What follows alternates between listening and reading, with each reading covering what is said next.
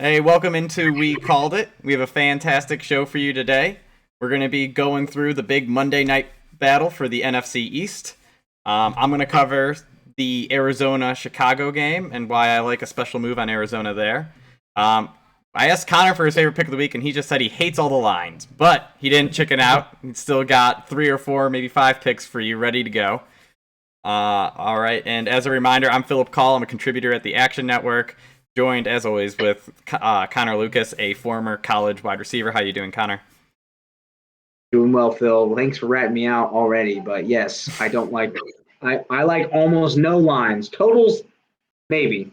Lines, not good. We have a lot of predicted supposed to be blowouts, which I don't like. It's just I respect your integrity though. Instead of saying, you know what, I'm gonna say I don't like anything, save my money. You're like, no, burning my money after my holiday. Still confident enough to pick games. I just not. Yeah. All right, so we got our first ever listener question this week. Comes from a coworker of mine, Nate Schmidt. He said, despite being the best owner in his fantasy football league, he's going to miss the playoffs. He just wants to know, how does that work? If he's so much better than everyone, how can he possibly miss it? Incredibly terrible luck.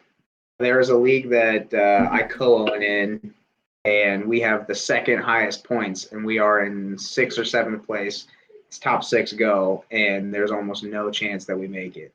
We have a pretty hard struggle with this week. I know we'll win this week, but the guy who is in 6th gets 2 easy wins at the end. So here's basically how it works on that side.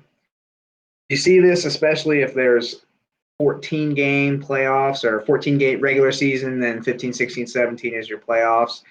Part of it's luck of the draw. So, like, the guys, we're snaking back around. If it's a 10 or a 12-team draft, we're snaking back around to the top, meaning you're going to play the top, 3 teams that you had at the beginning of the year. And if they all suck, guess what?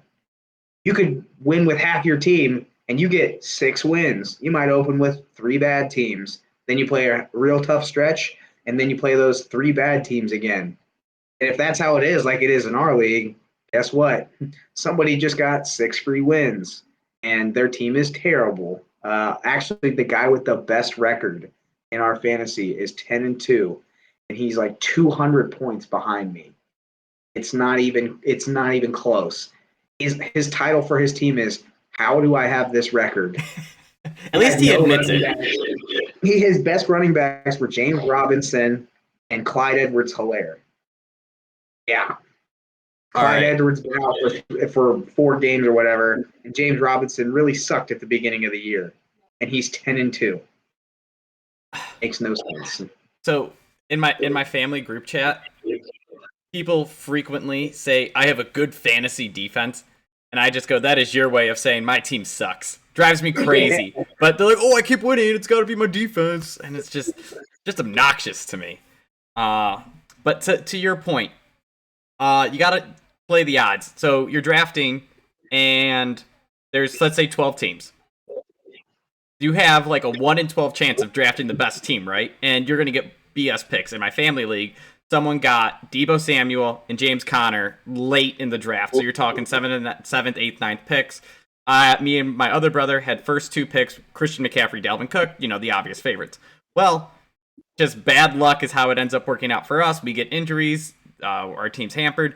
His team is bolstered by getting these guys at the end. It just happens. One team every year is going to have a team that's better than everyone else. One team's going to have a team struck by injuries. So sometimes you get that luck, and like you said, if you play a team that got lucky the most, then congratulations, you just drew the short straw. So there's so much luck. Remember that if you look at projected wins, every game, even like at the high end, is like a 60-40 win split, right? So you still have even if you have the good side, you have a 40% chance to lose. My brother's in a similar case as you. Another one of my brothers. I have 4, so the league's pretty much all of us. I think they had the second highest scoring week 5 times this year. He lost all 5 games. So if you think about it, he had a 1 in 11 chance to lose each of those. So just bad luck happens. I'm sorry, Nate, but also keep in mind that you're in a fantasy league with me, and that's why he's not the best. So that's why he's losing. Or if you're like the guys that the one of the guys top two in my first league, which is he drafted Cordero Patterson and he drafted Jamar Chase.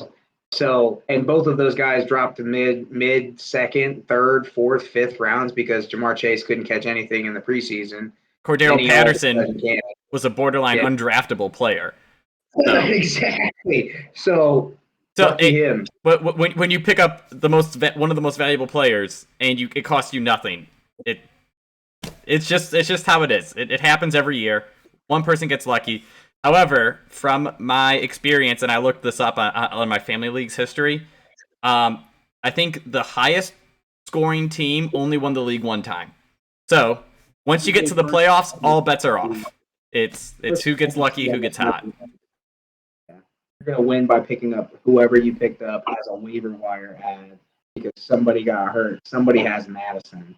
And somebody's going to get themselves into the playoffs and Cook's going to be out. Or like me, who didn't pick up Chuba Hubbard and McCaffrey's out for the rest of the year, and now I'm in trouble. So yeah, so it's enough gambling talk. Again, Nate, I'm sorry, but the obvious answer is you clearly just aren't good at fantasy, so adjust your strategy and come back next year. Definitely not all the luck and BS we just mentioned. It's clearly for Nate specifically. He's not that good. All right, let's get into it. We're going to go with the really one of the only big games this week. Like you said earlier, there's a lot of high score, like touchdown spreads out there. It's going to be probably a pretty boring week or a crazy one to watch where everyone gets mad that their team lost by a touchdown or as a touchdown favorite. But the only game, we each have a pick in here. It's New England versus Buffalo. Buffalo is favored at home by 3 points, and the total's 43. So I wanted the total, and that's the way you went with the over 43 because that's just such a low number. But I ended up taking New England plus 3. Let's go to you with the total side, and then I'll go over the spread. Yeah, so I think this is Belichick and Vrabel and Flores and all of the Belichick coaching tree knows how to play up and play down to their competition.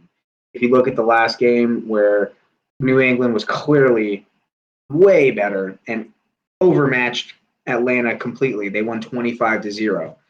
Take off 7 points at the end for a pick six. Take off however many, I think they threw 4 picks, the short fields, all of those things. And they put up 18 points. 18 points. They should have put up 35.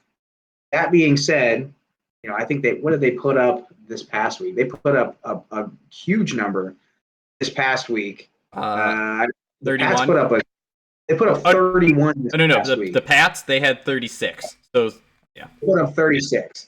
So you've got two completely different things there, and that was all offense. I don't think they had a defensive score there.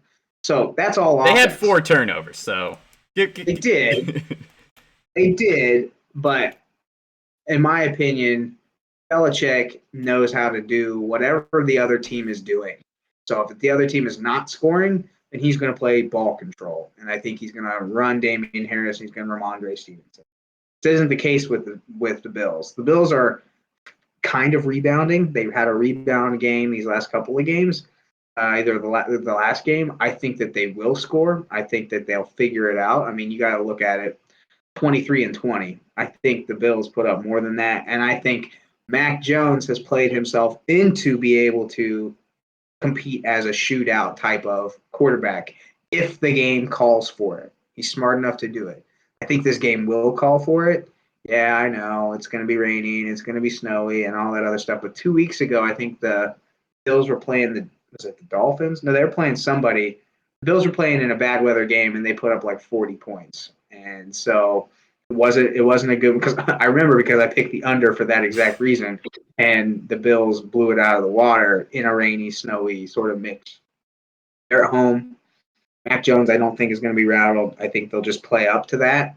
And, yes, I get the defense thing, but Belichick – there are too many offense for Belichick to just take away one on the Bills offensive side, and they have Mac Jones and Josh McDaniels will be able to play up to the same tempo as the Bills will. Here's another thing too.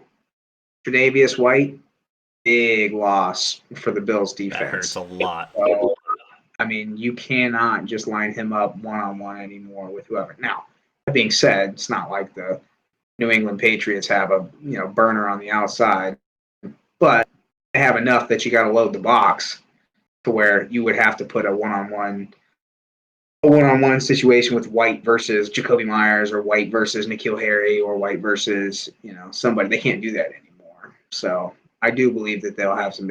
Shouldn't even say N'Keal Harry. He's what a bust. It should be versus Nelson Aguilar or Kendrick Bourne. That's what I should say. Or Jacoby Myers. Just how disgusting is that? That just feels so bad. Yeah. So to your point, by the way, the Patriots scored on 8 of their 11 drives against the Titans. So that's why I'm actually taking them as underdogs this week. It's +3. Their offense has been super efficient. It hasn't been getting a lot of touchdowns.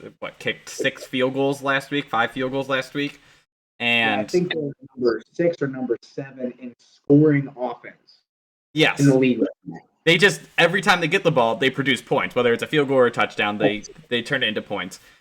Plus, Josh Allen has 11, the Bills have 11 turnovers in their last 4 games. Josh Allen's throwing like 2 picks a game.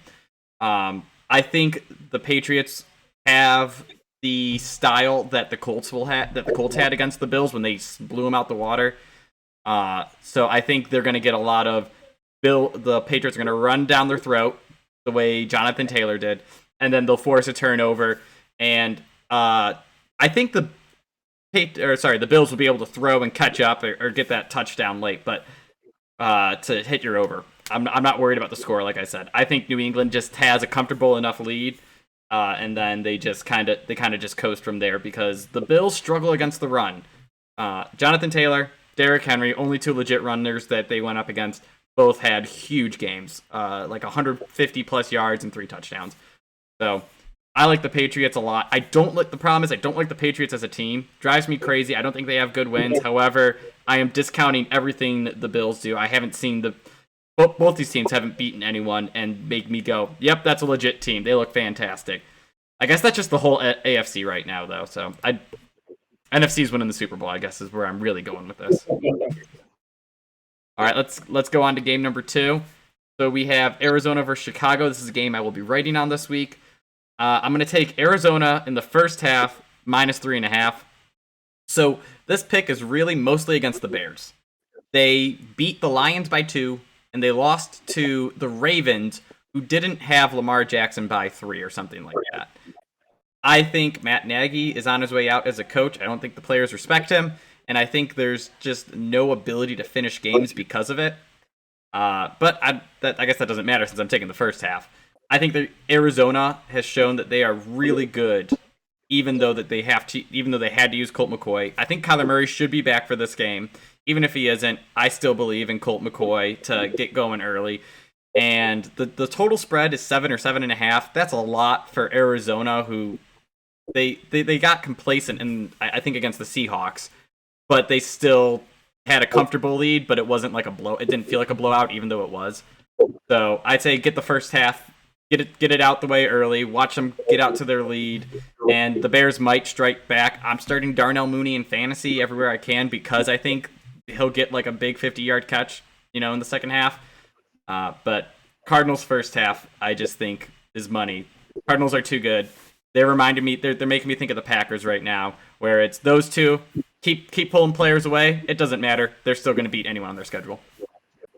Hopkins and Murray were both expected, and that's why they held them out last week. Were both expected to be back because their bye was last week. They gave them an extra week, and I think that was the plan the whole time. And they mentioned that was the plan. Even Cliff Kingsbury has reported that was the plan the whole time. So this I didn't pick either one. Spread was too high, but Andy Dalton is playing rather than Justin Fields. And I think if Justin Fields is playing, then all bets are off. But Andy Dalton can at least, he looked okay. He looked okay versus the Lions. It was the Lions, but he looked all right. He looked like he could read a defense more than, Justin Fields can, which is Makes sense because Nagy hasn't taught him anything, and Fields, that's what he needed to learn the very first day of training camp, how to read a defense, which he hasn't been taught.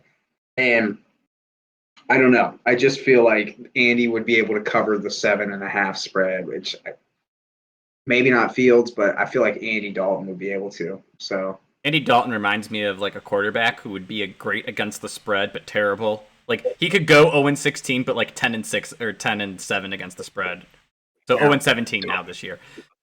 Just one of those guys that's like, I'm gonna get my garbage time touchdown. I'm gonna sneak in the back door and just come back and be great for fantasy players, that kind of thing. Well, not great. He'll be good for like Allen Robinson, Darnell Mooney kind of thing. All right, let's go on to your first solo pick of the game of the week. We have San Francisco versus Seattle. You're taking San Fran minus 3.5. The total is 46.5. Yeah, I think it was mostly from watching Seattle last week versus the Washington football team. I think there was I watched the second half and it was like say it's 6 or 7 drives, and the first 6 of them were punt, punt, punt, punt, punt, touchdown with 2 minutes left. They signed Adrian Peterson this week. If that's not an indictment, then that's an indictment. I don't know what it is. I mean, it is. They have no run game. Their run game is on injured reserve. His name's Chris Carson, who always is hurt. But he has that is the threat of the run isn't always what Russell Wilson needs because he does some magic. But this year, more than ever, he needs it because he's coming back from an injury. He's had a little bit of trouble gripping the ball, throwing the ball downfield. There's just something off, and it's snowballing for Seattle. Carroll rumors to wherever, Oklahoma or some college football team, literally anywhere that you could take your pick, Notre Dame, whatever. Well, that just came off the board, but all these rumors coming around, and San Francisco. I continue to hate on them. I have a love-hate relationship with them and the Vikings because I just don't believe in their quarterbacks. And yet here we are every week. I bet against them, and again, they cover. Another team that I love, which I bet a bunch of times, which is the Chargers. They're 4-6 versus the spread this year. So I don't know. I don't know what to do, but I'm buying in on Jimmy G's efficiency. I think that they were saying that. I think there was, it was 2 surprises: the Patriots and the San Francisco. Yeah, 49ers. Those are the 2 teams that have turned it around the last 3, 4, 5 weeks. In efficiency and scoring offense, those guys have been really good the last 3 to 4 weeks. I don't think it stops now. Seattle's defense is awful. 3.5. I would maybe take this up to 4, 4.5. But 3.5 to me feels right.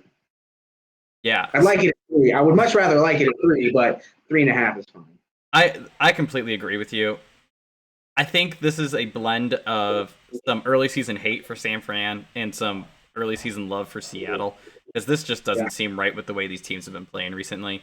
San Fran just demolished what I think is a good or solid Minnesota team, and nothing I've seen from Seattle has looked good. Even their last. He's turned back into Cousins that game, and he just couldn't make the big throws at the right time. Yeah, he didn't throw a ton of hits, but again. But Seattle's last drive where they scored a touchdown, that didn't even look good. I don't know, when I watched it, it just wasn't. It didn't feel like there was any pop to their offense. Teams are check down, blown coverage. That's what it was. Yep. And then teams are double covering DK Metcalf, and he can't do anything about it. And then Tyler Lockett bust out 1 or 2 big plays, but they don't have a possession receiver. They tried to use Gerald Everett for it last week, but he had 5 or 6 catches for 40 yards. There's nothing on this offense that can get them first downs, get them 5-6 yards at a time. Like you said, the running offense sucks. And San Fran has been reinvigorated. Eli Mitchell and Deebo Samuel. I know Deebo Samuel's out, but Deebo Samuel looks like the best running back in the league right now. He touches the ball 6 times a game, but busts out 20-yard carries left and right. Eli Mitchell looks like he has some pop to him finally. I think Kyle Shanahan finally got a rhythm with this offense down. And PFF just posted Trent Williams is the number one non-quarterback to contribute to winning. So if you want, he's like, yep, just follow him as he blocks, and you're all set. I do think San Francisco's defense still sucks, but Seattle, until Russell Wilson gets back to being Russell Wilson, it doesn't matter. So yeah, I'm with you on this one. I didn't take it, but if I had to pick a side, absolutely San Fran. All right, let's go on to my next pick. So we're going to have the Washington football team versus the Raiders. I'm taking Washington plus 2.5. The total's 49.5. I think this is me going against the Raiders because they're just so up and down. I can't ever buy into them playing consistently well. I think Washington has a good enough defense to match up with them, especially with Darren Waller out. I think that hurts this offense a lot. Last week on Thanksgiving, you saw the Raiders really struggle to score in the red zone or get anything going in opponent's territory. And I think losing your number one target hurts that even more. I think what they do, they settled for like 6 field goals or something ridiculous. Yeah, but they pounded it with Josh Jacobs. Oh, and that was going to be my other point. The football team has a good defensive front. Like, the Raiders can't block well, and I think Washington will be able to slow the run and push it into Derek Carr's hands. And I don't think he's going to be comfortable throwing to what is now one of the worst receiving cores in the NFL. And then lastly, once they get a lead, Washington is apparently the best team at bleeding the clock with 8 or 10 minute drives. They've done it like the last 3 weeks where they've had multiple 8-minute drives and just milk it. I don't know how they do it because their running backs are okay, solid. Their offensive line is pretty good, but they don't have a passing game, and it's one of those things where, like, if you know what the other team's going to do, why can't you stop it? And it just blows my mind. But Washington, I expect them to get the lead, milk the clock, and the Raiders just don't have the pop to play from behind and score a last-second touchdown or game-winning touchdown. If they need a field goal, they could do it, but they can't do a touchdown. I'm mad you didn't even mention my boy, Taylor Heineke. Jeez Louise. My dude is playing himself into a 10-year career in the NFL as a backup, a solid backup. All I ever say is he is Ryan Fitzpatrick. Ryan Fitzpatrick has made millions doing that. So I'm with you. He is going to do it. I would pick the Washington football team here, but like there are a handful of teams that I'm 1-0 for picking with the teams that I just said I would never pick. Chiefs in the over. The other one was the Raiders. I picked them a couple times when they were full strength and their defense was good. I think we're like 2-2 or 3-1 with them, so we've been okay with picking the Raiders. But now I don't know. I don't know. 2 weeks ago they lost to the Giants or something pretty recently, and then we picked them. I think it was against the Giants. We picked the Raiders against the Giants, and Derek Carr threw a pick 6. We said they were up by 3, and we felt good about it. And then he threw a pick 6, and it all went to crap. And it was wild to me. And then they beat up the Cowboys. So I don't know anything. I don't know. I would just stay away from Vegas now. I think Washington. So my thing is, I think they're going to be an up and down team because they have the backup coach in. Well, I guess not backup coach, but a replacement coach in. And I think you're going to get them coming in for some good games, then playing down and just being a mess. That's part of the reason why I like him against Washington, because they just had that huge emotional victory on Thanksgiving. And then there's going to be the letdown before they get into their stretch against like Kansas City, Denver for their division. But let's move on to the Chargers versus Cincinnati. Connor, you like the over at 50.5. The spread is -3. Yeah, this is one where I have a tough time picking the spread on this one because, one, I just keep getting burned by the Chargers for picking them with the spread. But I am convinced that the Bengals can play whatever type of football that they need to play now. They can pound the rock with Mixon, and they can light it up on the scoreboard when they need to with T. Higgins and Jamar Chase. And I think nobody has ever doubted whether or not the Chargers can put up points now because they can. They got an explosive offense, and I just think that this is the one game. This is one of those games where it is going to turn into a shootout. I think that Joe Burrow can turn it into a shootout, and I think he will because Bengals defense is good. I just can't tell if they're better than they should be. Who was it that they got smacked around by? Jets. I picked the Jets. The Jets. I'm still got a sour taste in my mouth from that one because they got smacked by the Jets. The Jets. The Jets. Jets. No, they got smacked by Hall of Fame quarterback Mike White. He has a spot in the Canton Hall of Fame. Did you know that? With the best game for a first-time starter or some garbage like that. Yeah. Got benched the next week. Then you get like them putting up, 40 points on the Ravens, and then you get them putting up whatever it was, some stupid number last week with whoever last week. And so, I think they're clicking right now because they're able to go to Mixon. But and then I think no matter what, the Chargers are able to shoot themselves back into a game, and I think they're just going to feed off of each other. Gut feeling. Not a ton behind with the numbers, no real numbers behind this one, just a gut that I think the over is going to hit. 25 and 25 doesn't seem like that much for these teams. I agree, especially with their defenses. Not that like the Bengals played well last week, but everyone plays well against the Steelers. Well, I guess Ben Roethlisberger plays poorly against everyone, not the other way around. So big point. I brought up T. Higgins previously in this. I said he needs to be more. And I don't get why him and Jamar Chase can't play well together, but it's one guy has a big game, the other one doesn't. T. Higgins, 114 yards, a touchdown last week. Jamar Chase, 39 yards last week. Just you got to sync them up better. To be fair, that wasn't a competitive game. Oh, that's true. They gave 26 or 27 totes to Mixon. We got $165, so it's not 26 for 100. It's 20 or 26 for 80, where it's just like, let's bleed the clock. They were getting chunk yards with That's Mixon. true. But you're just going to keep feeding them, and then Burrow is, he's that is why, as much as my dad worked for the Bengals for 5-6 years as one of their equipment managers when he was in college. So I'm partial to the Bengals, but that is why huge dynasty guy for either of those, T. Higgins or Jamar Chase. But man, if it's a keeper league, I would be tough. It would be tough for me if I got two running backs and Jamar Chase.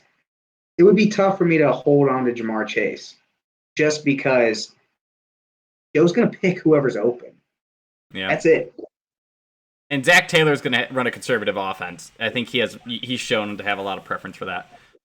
But I think the biggest loser of this game is going to be Baker Mayfield. The ridiculous statement as a Browns fan, I know. But you can call it any AFC quarterback who hasn't looked good. He's just the flagship one currently. But you're looking at other young talents going head-to-head.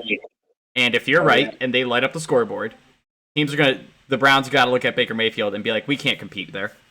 They got athletes at receiver. They got a beast at quarterback. And we're over here saying, Nick Chubb, go try to run for 5 touchdowns. And even that didn't work against the Chargers. So Baker Mayfield, he's got to be the one on watch for this game. Tuned in tightly being, hey, I hope you both look like you suck because I want my money. Ravens also held Nick Chubb like 18 yards. So, oops. Yeah, well, that's because they said, hey, you know what? Baker tried to beat us, and he couldn't. I can't talk about the Browns. They're on a bye week. All right, let's move on. Jacksonville versus the Rams. This is another game I will be covering. I'm taking the Rams under 47. So I did a quick look on this. I don't know the exact number, but essentially the Rams and the Jaguars have consistently scored like a combined total under this number all year. I think the Rams are ones to run up the scoreboard if they could, but from what I've seen from their offense, they can't run up a scoreboard anymore. Beginning of the year with Robert Woods, Cooper Kupp, and hitting everyone's surprise. But for whatever reason, Matt Stafford, I don't know what he did, but he is no longer functioning as like a high-level quarterback. And OBJ, you know the answer. This was before OBJ. Don't you put that on him. 1 or 2 games before OBJ. 1 or 2. I mean, it just compounded with OBJ. All right, OBJ's been on the team for two weeks. Matt Stafford has 3 pick sixes 3 weeks in a row. He's going full Matt Schaub. He's trying to set that record, go 5 for 5, and just get it all done with. I don't get it. I think the Rams win this one handily, and they get some of their groove back. Try to find some, gusto before they get into the playoffs. But I don't see them running up the scoreboard and then getting into garbage time the way they did against Houston. I could see this game being like a 21-3 victory for the Rams. I think their defense is way better than it's been playing, and I think the Jaguars are terrible, and this is a perfect chance for Aaron Donald to have a big game, perfect chance for Jalen Ramsey to be like, I'm deleting half the field, and them just cause problems for a young quarterback in Trevor Lawrence, who... Yeah, spread's too big. Spread's too big to take comfortably. This is your logic, actually, right? You've been taking the long spreads. You take the under, right? Assuming that the favorite's going to blow them out. Yep. Yeah, I would, and this is what should happen. Mm-hmm. And the Jags have had some ugly weeks recently, and so no surprise. I think I picked. Oh yeah, I took Urban last week, so yeah, of course I'm upset about that. So yeah, blow them out. I don't care. Yeah, no, I against a team that they should have beat, should have played with in the Jets, and here we are. Ridiculous. No, who did they have? It was Atlanta. Somebody that they should have no business beating, or should have all business beating. They should have no problem beating. Competing with. Yeah, and then again, another young quarterback who's getting no help by their coach because he doesn't know how to coach quarterbacks is Trevor Lawrence. I'm not. I would say I'm not 100% sure whether to bet either of these things, but definitely not 12. But I do believe that their defense gets back into it and scares the crap out of Trevor Lawrence, and James Robinson's going to have trouble. It just seems all bad for the Jags offense. All bad. I'm still waiting for that Von Miller to say I'm Von Miller game because I think he has one of those in him. All right, exactly. Let's go on to your next game. We have Denver versus Kansas City. Connor likes Denver plus 9.5. The total is 47.5. So why are you leaning with Denver? Yeah, I usually don't like big spreads, but I watched Denver play last week, and I watched Surtain. I watched probably a good portion of that game. So they have no reason why they shouldn't be the Kansas City Chiefs when Alex Smith was there. Good defense, ball control, studs on offense. I mean, Javonte Williams is good. Melvin Gordon is good, but he's not bad. Don't give him the credit of being good. He's not bad. Underrated wide receivers. They've got Jerry Jeudy, Cortland Sutton, and Patrick. Now, those guys none of them are like gonna make Pro Bowls, but they're all solid.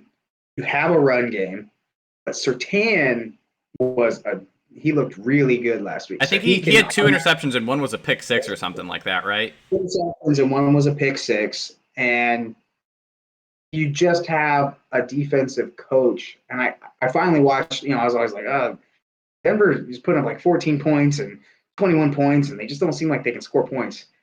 But I never always watch their defense that much, and they just have a system. They get good pressure. They don't always get home, but they get good pressure with their nobodies up front. And I mean, they have nobodies in their front 7.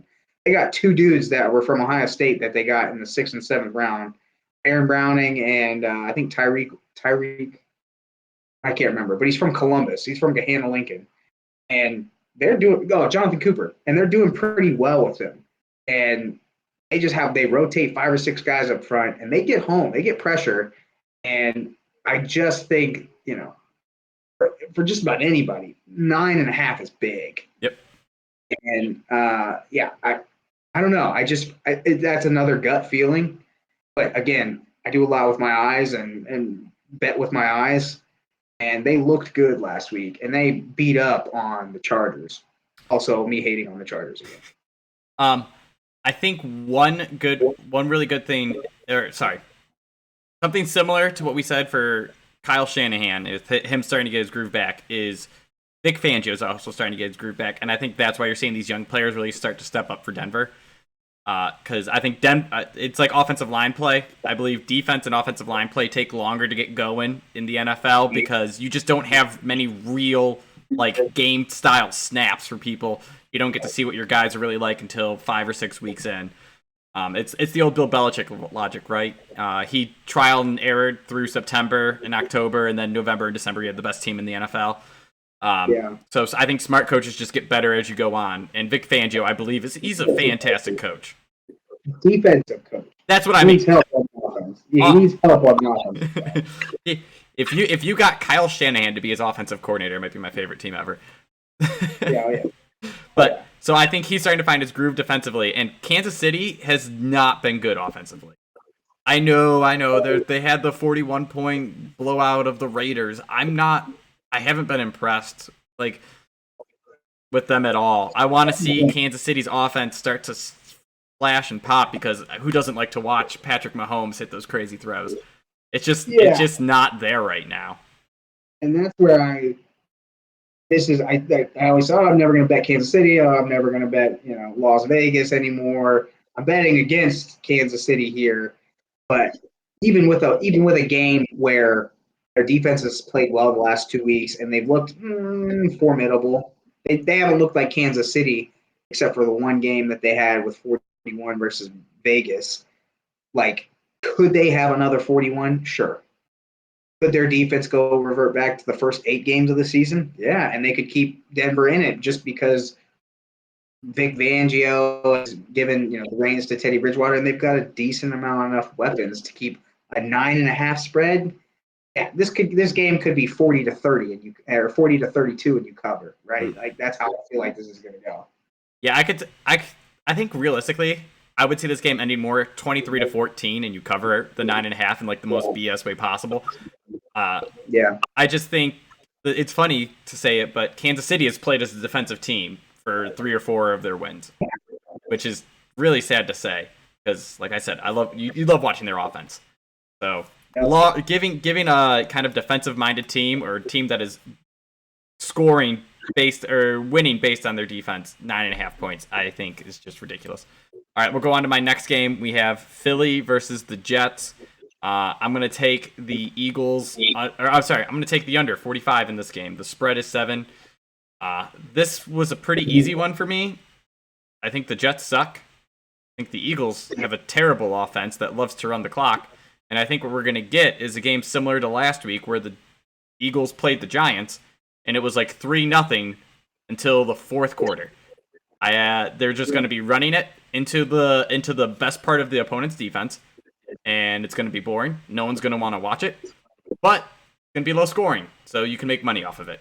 So don't tune into this one because it's not going to be interesting. Jalen Hurts is hurt, ironically, and that losing Jalen Hurts, I think, hurts sets their rushing offense back way too far because his the read option for them is so valuable because their offensive line is good. So when you give them one less person to block and let the quarterback option him, then you can just come up with so much better schemes. If you're trying to run and your quarterback is not a threat to run or as big a threat to run, then you have a whole nother guy to block, changes up how you do things. And I think the Jets actually have a solid defensive front that can keep the Eagles kind of in control. I said the same thing for the Saints a few weeks ago, and I might eat my words again if Jalen Hurts starts burning them, but I just don't see that happening. Well, that's the only reason I didn't pick this game at all is because I can't tell. You got Miles Sanders who's banged up, but he'll be fine. Jalen Hurts will eventually be fine. But doesn't take away from his running game, absolutely. And he can't throw. He can't make good decisions downfield. But just because he can't, Jets defense is bad. So I could just see it to be where, he can't run. Their front seven is good, but their back end is really bad. So even if you have a bad quarterback, it doesn't matter. He can still figure out. It's gonna be like playing in Alabama again. Devonta Smith, 10 yards open. You just have to make sure you don't have them stop for the ball. Yeah, so it's just tough for me to touch that game. That's fair. But also, Zach Wilson, I think, is the quarterback still, and nothing. That helps a lot. Yeah, nothing helps an under like watching Zach Wilson not play football for the first half and then go Johnny Manziel in the second half and score a touchdown and lose by 30. All right, let's go on to your last pick of the game. Last pick of the week. You have the Giants versus Miami. You're taking the over, and the spread is something -4.5 for Miami. Why are you taking the over? Yeah, I another one that I watched and just continue to watch. Tua might be legit. Tua might be legitimate. I'm going to. We have video evidence recorded on YouTube that I'm going to pull up and just get you talking smack about Tua. Hey, listen, people can change. Okay, I completely agree. I'm not 100% in his camp. I said he might be legit. Okay. You took your family to Tua's camp for a weekend camping trip. You're seeing how it goes. Maybe you'll come by next year. Maybe I'll come by next year. Yeah, I think he's a year away. Don't get me wrong. I think he's a year away. But before, I thought he was light years away. Like, should have been benched. Like, draft a quarterback next year away. Yeah, this is more about the defense here. This is more about their defense being good enough. But who do they got this week? I can't remember who they're playing this week. The Giants. Yeah. So this is a hot take. This is the hottest of hot takes that we're going to have this week. I think getting Coach Clapp out of the Giants is going to allow this to be over. Okay. I don't think that. Well, you know what they say. Hearing the clap is good for anyone. Yeah. So my point, that is a good point. My point here is, I think that the Giants will be able to do something on offense. Even with Glennon in. Glennon's been around and he's been there a long time, but you can't get much worse than Daniel Jones has been. So I think this is like a perfect storm. Again, this does not make logical sense at all. Usually you think you get rid of your coordinator, your offense does poorly. But you saw Las Vegas get that cloud out from earlier the year with John Gruden, and they clobbered somebody. They beat the spread, and we won. I won money. It was one that you went against me, and I won. Reminder. But Tua has put up, I think, over 20 points in the last like three out of four or 4 out of 4 games or something like that. I think Saquon is healthy now. You might as well feed the man the rock. And the Giants, I remember them playing Kansas City and their defense playing pretty well, but they haven't played as well these past couple of weeks. I think that was a little bit of a mirage.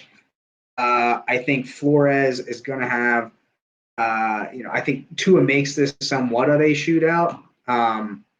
Shootout enough to cover the over. Let's put it that way. Now, we're not talking Kansas City versus the Chargers. It's much different. But I do just have a gut feeling that this goes to the over. Not a whole lot else except for the cloud of Coach Clapp being gone. And Saquon is still a good running back. He's still a fantastic running back. So I think to your point, the offensive coordinator change is always good for at least 1 week because the new team doesn't know how to game plan, right? They don't know what to expect from whatever the play call is going to be, however you're going to run it. It's going to be the same system, but you're going to do it differently. You're going to call it differently on early downs, late downs, whatever. You're going to pick. You have different favorite targets and things like that. And Miami is a very gambling team. You saw it against the Ravens. They said, you know what? We're going to do high risk, high reward plays. We're going to blitz everyone. If Lamar Jackson hits a Hail Mary, then they get a 70-yard touchdown. We don't care. And I think when you're doing that, when you have less information on how it's going to go, you're going to be in trouble. And the Giants have so many good playmakers, it drives me crazy. They are a team. Russell Wilson, I would love. Everyone rumors he's moving. If he goes anywhere, I would love to see him with the Giants because between Galladay, Kadarius Toney, Darius Slayton, Sterling Shepard, Evan Ingram, Saquon Barkley, they just need to take one summer and say, you know what, delete our offensive line, bring in 5 new guys, and let's get this thing going. I'm with you. I think they're going to bring a surprise amount of pop to their offense. I think Kadarius Toney will get featured because he deserves it. But whenever they do, their offense looks fantastic. So I do like the over in this one too. I'm not taking it because I already have my picks and money spent, and I'm not being reckless anymore. But all right, let's go on to our last kind of game we're going to talk about. We don't have picks here, the best of the rest section, but games we want to watch. Money might end up going on this. You, me, and Evan mentioned it earlier. We have Pitt versus Baltimore. It's the last interesting game on the slate. I'm not even going to share anything else. Pittsburgh +4 at home, totals 44. You go ahead, and then I'll go on with mine. Yeah, man. This is again another hot take. There's nothing backing this up. No numbers, but flat out, Mike Tomlin is going to roast his team this week. He is going to get all up in their grill and make sure that they are ready to play this game.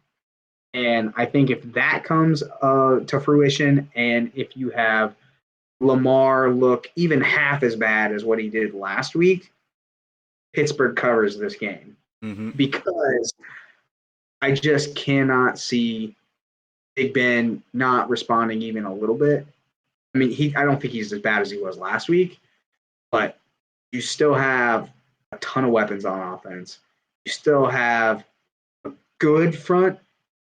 If you get Watt back, you got a great front on defense. And sure, you don't have a ton on the back end. You got Minkah Fitzpatrick, and that's it. But, on the back end, who else has one good player on the back end on their defense? Seattle. And he's a hybrid linebacker named Jamal Adams who can't catch. So, and their defensive back is terrible. Minkah Fitzpatrick is a better cover guy and a better overall safety, and it's not even close. I don't care what Jamal Adams thinks or says. But I just think that Tomlin is going to have his boys ready this week. Super hot take. The numbers tell the reason the spread is so different and the under is so bad or so low because their offense is bad when Big Ben is bad. But get it out of his hands, put it in Najee's hands, put it in Deontay Johnson, Chase Claypool's hands. And another thing is the Ravens, middle of the pack. They have great games. They played the Browns last week. Stop. Don't be like, oh yeah, the Ravens defense is back. Shut up. Like, no, they're not. They're still not great. They take a ton of risks. They get a ton of holdings on the outside. Marlon Humphrey's one of the most penalized aces as a corner. He's good. He's physical, but he gets a lot of holding and stuff like that. Big Ben has shown, the ability or the attempt to just chuck it up to Claypool and chuck it up to Johnson and just hope he gets a 15-yarder because that ball's not getting there. So total hot take, no numbers, nothing. So I'm looking at it, and I was actually leaning Steelers in this one if TJ Watt is healthy. And then I look at it, and here's the games the Steelers have won when they had their 4-game win streak about a month ago. They beat the Broncos by 8. They beat the Seahawks with Geno Smith in overtime. They beat the Browns by 5, and they beat the Bears by 2. That hurts. But then they have the game against the Chargers where their offense starts to click. They make plays, and they put up 37 points. I think, to your point, this all comes down to Lamar Jackson and if he can handle a blitz. If TJ Watt's healthy, that blitz is going to be terrifying. If TJ Watt is not healthy, I think Baltimore can scheme and buy him some time. But if he's healthy, then you have to double him, you have to double Hayward, and you get one-on-one matchups for what is cover 0 blitz, right? Yep. And then, I don't know what Lamar is going to do. I don't know which Lamar is going to show up. MVP Lamar or 2018 Lamar. Well, and then I was going to say last week we saw it, and the Browns had the perfect game plan against the Ravens. Now, you brought up earlier, Nick Chubb didn't run for many yards, but the Browns dropped a lot of passes. Also, Baker Mayfield sucked and missed a lot of throws. I think the Steelers have a good enough passing or good enough receivers that if they get those same opportunities, that their receivers are going to make plays. But on the first drive, Donovan Peoples-Jones dropped a pass on the 10-yard line that would have set up an easy touchdown or field goal. Instead, they missed a 50-yarder or something. The Browns missed a 50-yarder.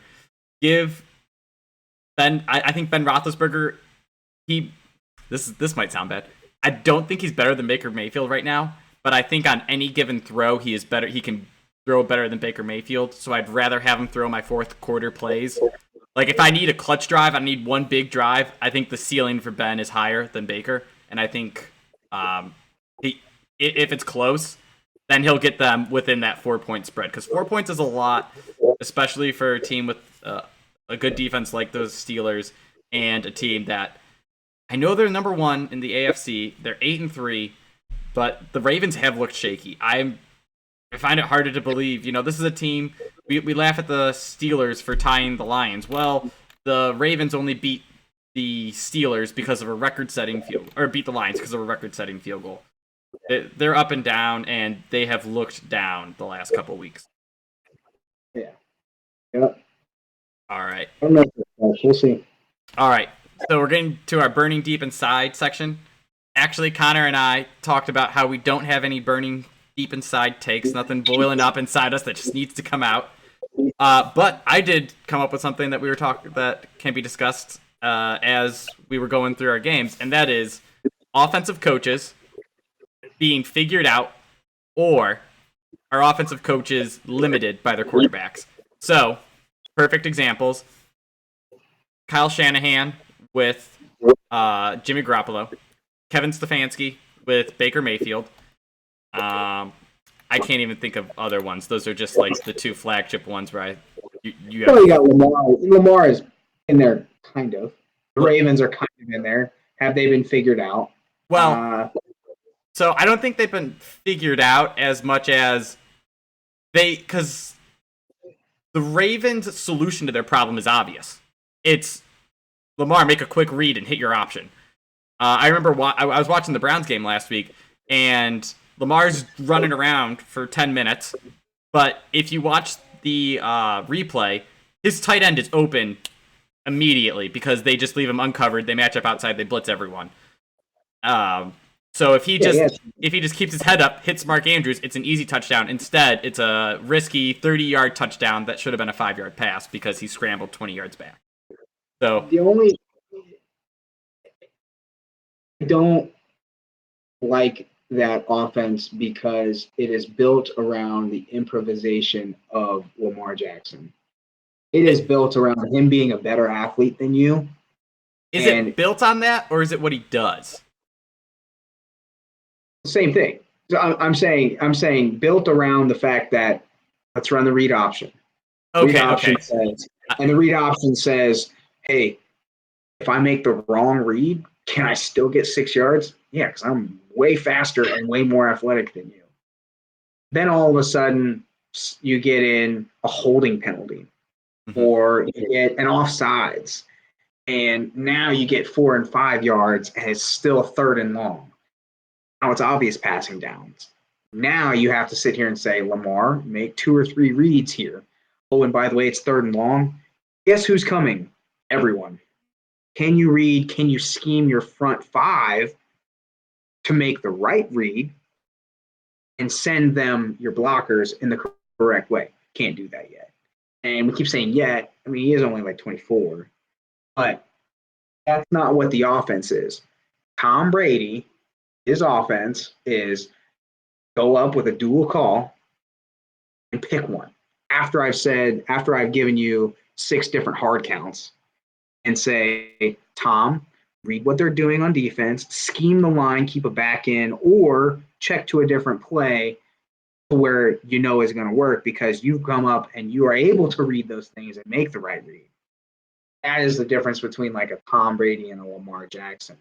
That's built on somebody's smarts and being able to put himself in position to get the timing for the mismatches. I don't like the Ravens being able to do that. You know, you talk about Stefanski and you talk about Garoppolo. Those are schemed. Stefanski is still the driver of those. Kyle Shanahan is still the driver of those. It's like an autonomous vehicle, and you're asking Jimmy G to drive it. Okay, that's what Kyle Shanahan is. Just turn the wheel, buddy. That's all you got to do. Tom is the autonomous vehicle, And then Arians is over there like, yeah. Or Byron Leftwich is over there like, yeah. Okay, that's a good idea. All right, so yeah, to that point, why I brought this up is it gets brought up a lot of Stefanski's being figured out. I'm in Brown's chat, so everything I say is Stefanski and Baker related, but it can be applied, like I said, to Shanahan. It could be probably applied to the Vikings and Kirk Cousins even. And the perfect example is what you brought up is once you get out of game script, aka I got a 2-yard loss on my first run play, now I'm at 2nd and 12. Do you think that the offensive coordinator is quote unquote figured out to the point where it's like, oh, he can't coach himself out of the situation? Or is it the quarterbacks, they are not trusted or are not talented enough that the person calling the shots is just like, you know what? Let's just punt the ball and try to get the ball back and reset. So do you think defenses solve these geniuses, quote unquote, offensive minds? Or do you think they're just like, I'm doing the best I can with what I got, and now, you know, give me an advantageous situation, keep me on script, I'm good. But the second something goes offbeat, my quarterback isn't good enough to win, or I don't have the pieces I need. So some of it's game situation too. So some of it's like, is it first quarter, second quarter, third quarter? Is it you need to score now? Early on in the games, I think the Ravens, for example, like they script a lot. They want to see different things, kind of run their offense, and just kind of no matter what they get for their first like 2 series, they want to see how you're going to defend them. What's your scheme to take away Lamar doing what, right? Stefanski,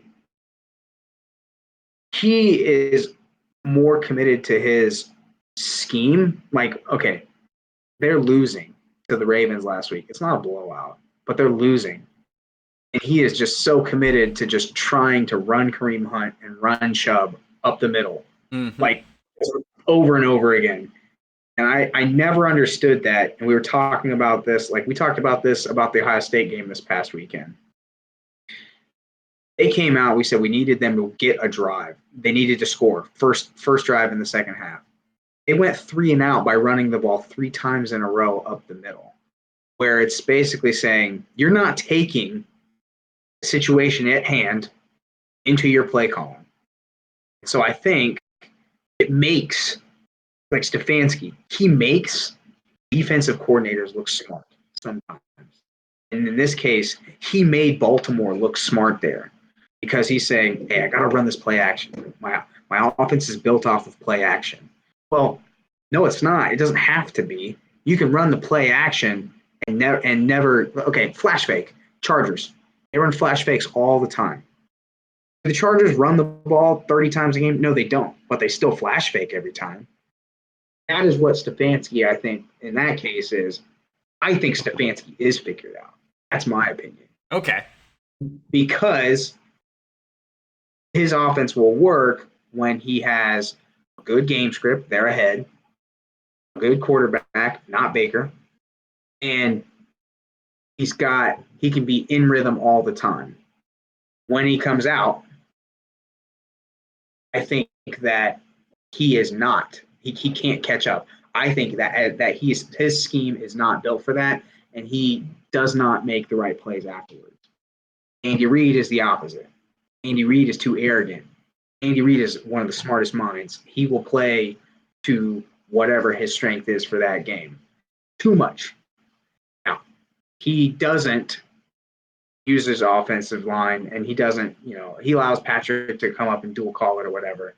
But his is the opposite. His is home run. We have a home run baked into every play. We've got a punch and a counter punch for every play.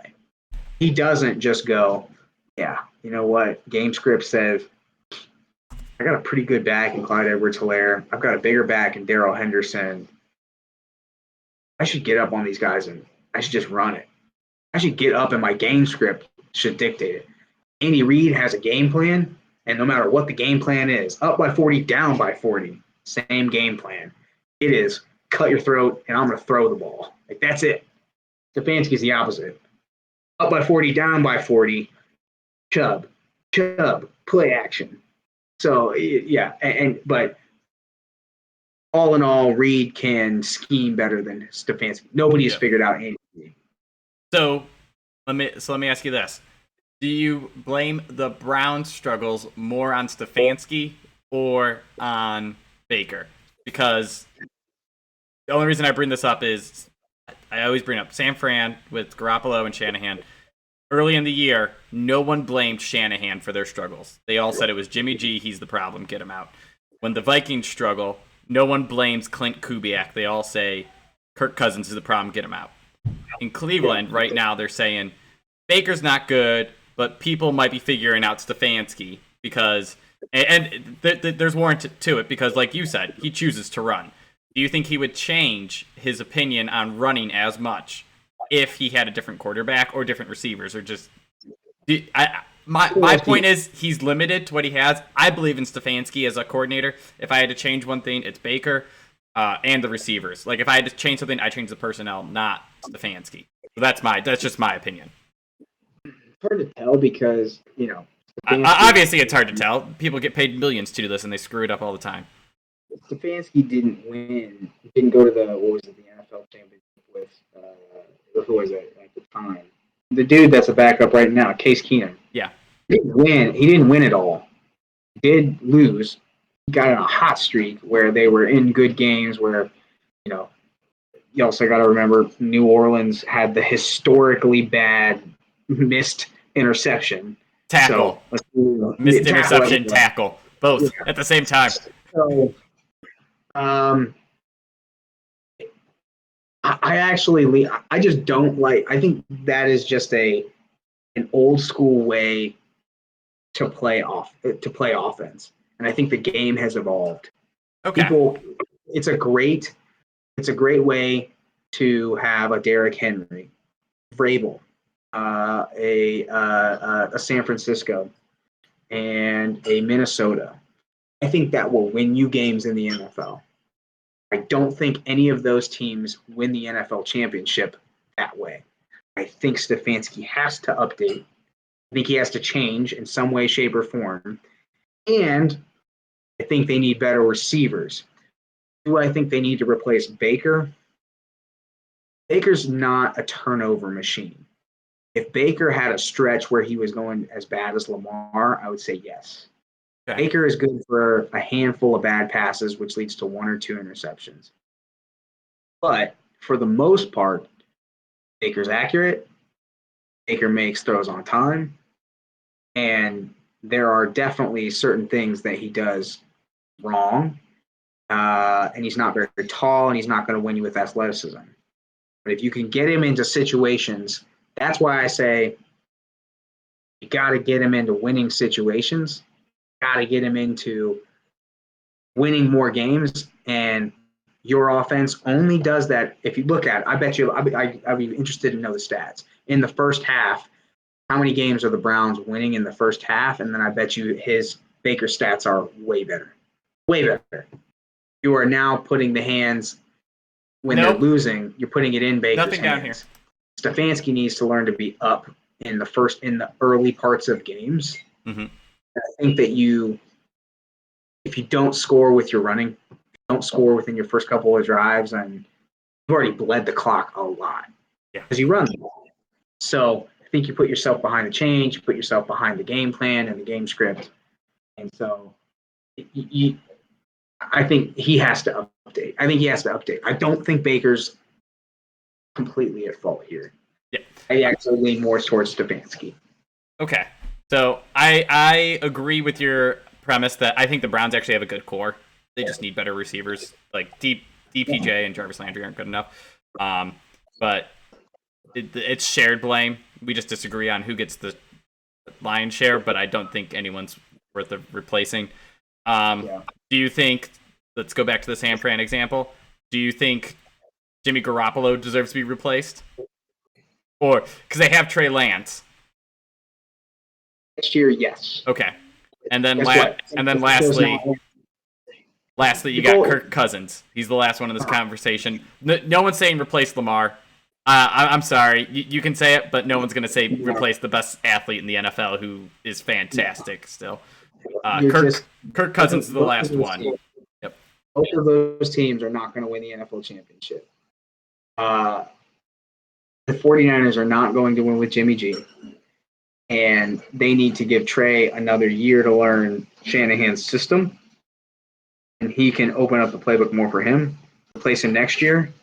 And you have what's going to happen. And you watch, Shanahan will update his system, have elements that help Trey Lance, and elements of what he's done successfully in the past. Good run game, good tight end, good defense, but he is going to be more exciting because he's got the human joystick and Deebo Samuel. He's got Eli Mitchell. He's got Ayuk, who all of a sudden is out of the doghouse and back to performing. He'll update his system. Stefanski didn't do that. Kirk Cousins, dude's 33, 34 years old. He's a pocket quarterback. Flat out in a game that's moving away from pocket quarterbacks. And he's not an aggressive win a game pocket quarterback. Nope. Yep. And I guess that's my fear for Baker. I think Kirk Cousins was always my fear of what he could grow into. Never Jimmy Garoppolo. Jimmy Garoppolo turned the ball over and played too risky for that. Yeah. But yeah, so I guess the last example of that could be Rams with Sean McVay being figured out, but we can stay away from that. We'll just wrap it up here. I'm not gonna. It's too early with Stafford to say whether or not he was figured out. But yeah. So just refresh on what we just covered. Essentially, Connor is blaming all the coaches because they all suck. Players are superstars. I'm just kidding. Him and I agree. It's shared blame. Typically, though, don't get rid of the coaches because hopefully they adapt. They're still young coaches, right? Like Stefanski's 3 years in. Clint Kubiak is a first or second year coordinator for the Vikings, and Shanahan has shown that give him time, he'll evolve and adapt. And let's go through our game picks one more time. I will be taking, Arizona first half -3.5, Washington football team +2.5, Patriots +3, and then the unders in the Eagles versus Jets and Jaguars versus Rams. Connor has San Fran -3.5. Denver +9.5. The over in Cincy versus the Chargers. The over in Dolphins versus Giants. And lastly, the over in Patriots versus Buffalo. All right. So thanks again for listening. Please hit the like, comment, subscribe button. Reach out to us. You saw, we'll answer your questions with our truthful and honest opinions, just like we answered Nate Schmidt, who is just not a good fantasy owner, and that's clearly why he's not winning. All right.